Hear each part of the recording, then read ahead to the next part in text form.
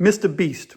Not that Mr. Beast. The dude I was in prison with, Mr. Beast, who committed random acts of bestiality with animals. All right, let me go back. He was a deviant who worked with animals on a prison farm and was sexually involved with sheep and goats and, according to some, snakes. That's right. The rumor was he let a snake slither around his snake so he could ejaculate. This is disturbing, I know, but you are watching a Pen and The Shank, the most unusual and unique crime and prison experience on YouTube. So here it is, Mr. Beast and a story you haven't heard on any other prison channel. Mr. Beast wasn't the only inmate to admit to having disgusting relationships with prison farm animals. There was another dude named Slim Stickit who claimed the goats were his first, but he lost his job status on the prison farm for another sex offense of gun tower stalking. What is gun tower stalking, you might ask? Well, it's where inmates stalk the gun towers if a female officer is working in them. Yeah, Slim Stickit gave up his goats and sheep for a gun tower Rapunzel. Slim Stickit, he was wild, but he wasn't crazy, and he conceded that Mr. Beast was the only beast master over the farm now. The discussion in the prison field during work call was if sheep vagina was the same or similar to a real woman. Yeah, as we tilled the earth with our plows, inmates would spend hours and hours arguing over this very topic. Was it ethical? Should it be legalized? Blah, blah, blah, blah, blah. This is the topics you are subjected to day in and day out inside prisons. Now, you're likely assuming Mr. Beast got his name because of what he did to the farm animals, but you're wrong. He didn't get his name because of what he did. He did what he did because of his name. Mr. Beast lived up to the reputation. He felt like since he was around farm animals that he had to violate said farm animals, including sheep and goats, and, as I said earlier, snakes. So Mr. Beast actually did the opposite of what most people do to get prison nicknames. He didn't just get his prison nickname because of something he did. He did what he did because of his prison nickname. Man, this stuff is crazy, I know. This stuff is so crazy, and this conversation was so preposterous that I went to other prisons and people were still talking about Mr. Beast and Slim Stickit and who was doing what to what farm animals. I remember Joe Penal Institution. And if you've been watching the Pen and The Shank for any amount of time, you know that I did a story about Joe Penal Institution. I'll put a link to that video at the end or in the description. Well, Joe Penal Institution was the dude who was having a relationship with his uncle's wife. And rumors get to him about the sheep having, you know what I mean, a woman's female body part or similar to a woman's female body part. Well, Joe is very interested in this, and he starts telling everybody, say, bruh, I think maybe if I'm going to try to get transferred, you know what I mean? I'm going to DeQuincy, man. I'm going to get to the Department of Corrections, bruh. DeQuincy ain't gold and hunt, bruh. I'm going to get on the farm, bruh. I'm going to give me a sheep. And dude said, what you going to do? He said, say, bruh, I'm going to give me a sheep. It's like, man, you can't just go to them prisons and get a sheep. He said, nah, but I'm gonna get a duty status, bro. I'm gonna tell them people, bro, that when I was young, man, my people used to work around farms, man. I know all about them sheeps, how to feed them sheeps.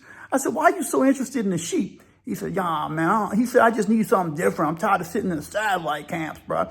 I can't do nothing good with my time. So, you know, I said, man, you done been hearing that story about Slim Stickit and Mr. Beast, huh? He said, oh, say, bro, don't put that on me, Round. I said, what you mean don't put that on you? He said, say, bro, you trying to make some kind of assumptions on me or something like that? I said, ain't nobody making no assumptions on you, Joe. I said, you thinking about going to them prisons so you can start doing stuff, you know, that's disgusting and immoral to them sheeps. That's disgusting, Joe, man. Don't you want to go back home to Teresa? And he said, say, bro, you know, Teresa, man, I'm kind of ready to move on, bro, if I can get me a sheep. I said, what you going to do with the sheep? He said, oh, I said, bro, don't be asking me nothing you don't really want to know about. You heard me? I said, man, you a sick dude, Joe. I don't know if these people should ever let you out of prison. He said, what you mean, bro? I'm going to finish my jokes, bro. I'm going to get out of here, bro. I said, so you go to get transferred to the Department of Corrections so you can start working around sheep, so you can start having a intimate affair with the sheep. What you going to do when you leave the prison and people catch you doing something to that sheep? I said, that's called bestiality, and that's a new charge. Well, he tells me, he says, say, bro, what you mean, bro? Ain't nobody gonna say nothing, bro. She said, man, I know a lot of dudes hit sheep. I said, you know a lot of dudes hit sheep? So he's just talking inside his head because now inside the prison, a lot of dudes are telling stories about Mr. Beast and Slim stick it. And now, like I said, conversation and rumors travel from one prison to the next as people get transferred. And so he tells me, he says, say, bro, I ain't gonna lie, if I get out, I might see if I could take my sheep with me. I said, what? You gonna try to take the prison sheep from the prison to your house? What you gonna do with the sheep in your house? He said, shoot, I don't know, bro. He said, man, I'm gonna put that sheep in my room, bro, in my house. I'm gonna feed that sheep and care for that sheep because they tell me a sheep is like a woman. I said, all right, Joe, I had enough of this conversation, man. You're very disturbed, man. People need to keep you in prison. Have you ever heard of The Beastmaster? It was a movie that came out in the 80s. I used to watch that movie on repeat all the time. It was awesome to watch a man have complete dominion and companionship with animals. Well, that's similar to what Mr. Beast had inside the prison farm. So word got to the assistant warden, and the assistant warden talked to the captain, and the captain went to the field lieutenant, and they pulled Mr. Beast out the field. So this is rumors now. The captain tells the field lieutenant, I heard that this inmate is actually, violating these animals. And the lieutenant says, yeah, I heard that too. And the captain says, well, how come nobody ain't rolled him out and reported? How come we ain't charged him with it yet? He says, Mr. Beast, talking about the inmate now, he said, Mr. Beast is probably the best inmate we ever had work with the sheeps and goats.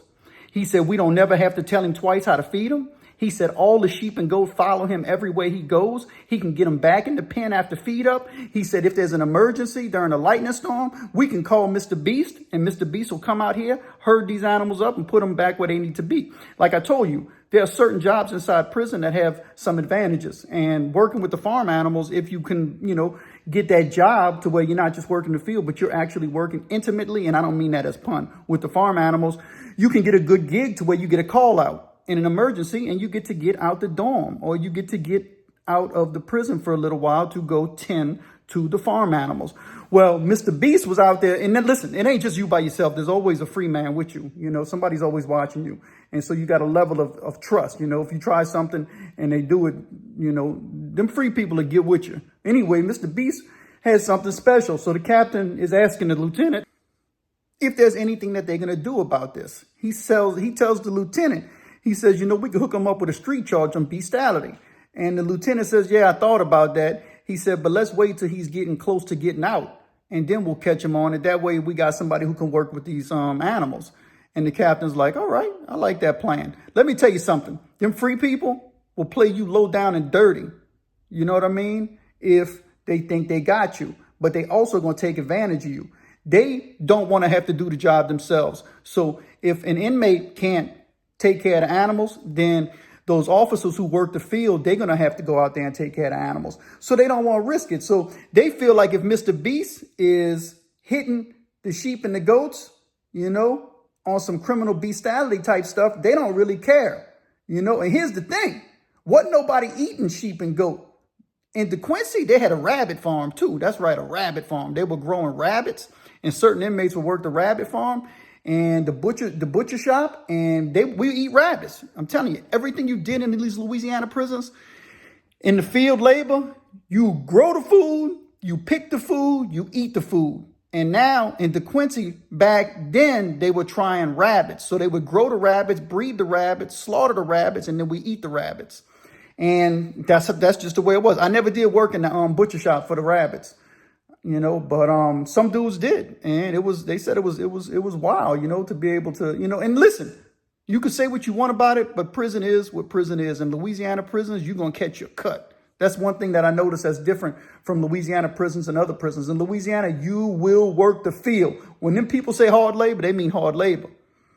Anyway, back to Mr. Beast. So Mr. Beast goes back in the field, and he's getting close to getting out, rumor has it, and the people hook Mr. Beast up on a street charge of bestiality. That's right. They write him up on a write-up saying that he was caught in the act of bestiality. Now, I don't know if one of the sergeants or the free people actually walked in on Mr. Beast, or they just hooked him up on rumors. But word was they hooked him up when he was about to get out. Mr. Beast had done about 25, 30 years in prison at this point. He had been in prison a long time, and he was finally getting out. And They hooked him up on another charge. And listen, I think Mr. Beast really wanted to stay in prison. They got some of these dudes, man, they so institutionalized that the closer they get to their out date, they start finding a way to stay in prison. They don't want to go home. They don't know how to operate at home. Some dudes go home and they come right back on purpose. You saw the movie, The Shawshank Redemption, where the old timer gets out and he unalives himself because he don't know how to, program in society. They got a lot of dudes like that in prison. They don't know how to program in society. I had friends who I talked to when they got out, they would call me and say, bro, can I holler at you? I said, yeah, what's up, man? They said, what you up to? I said, nah, I'm just working. They said, you got a few minutes? I said, yeah, I'm good. What's happening? They said, man, on the real, ain't nothing really happening. He said, I just got to take a dump. I said, you got to take a dump? He said, yeah, but I can't crap unless I'm talking to somebody. I said, you really are institutionalized. He's like, yeah, bro, I'm institutionalized. I cannot take a dump. He said, I got one pant leg out, my pant leg. I'm on the toilet and I couldn't go. He said, he said, I can go now, man. He said, man, he did like 15 years in jail. He said, all these years I done in jail, man. He said, I never had a conversation where I never took a poop where I didn't have a conversation with somebody, so I'm not used to quiet and solitude. That's what institutionalization will do to you. So Mr. Beast was institutionalized, and I think Mr. Beast didn't want to leave them goats and sheep. Like I said, Joe Penal Institution, he was joking. But Slim Stickett, from what I heard, he worked his way back to the farm. That's right. Slim Stickett, whenever Mr. Beast caught his charge and he had to get put in the dungeon or the hole, Slim Stickett took that charge. I don't know if Mr. Beast and Slim Stickett wind up on the farm together, but if they did, man, them poor animals. It's disgusting, man. I don't know how much time Bestiality has, but in prison, in Louisiana prisons, it ain't like those West Coast prisons or the feds. People mix with people, man. They got all kind of people with crazy charges in the Louisiana prisons. They mix everybody together. It ain't, all the separate stuff. You're going to catch your cut wherever you are. You get thrown in the cell with everybody. If you want them out the cell, you got to ride them out. You got to stick them, fight them, whatever. Or don't go in the cell because they were there first. But they will put you with anybody. And you got to find out who you in there with. And it might be one of these sick dudes. So you got to get busy with them. But anyway, that's the story of Prison Mr. Beast and how he was having relationships with farm animals in the prison. This stuff is crazy. Like I said, I know. But if you like anything crime and prison related, give me a like and subscribe and go check out my other videos. Let's get it.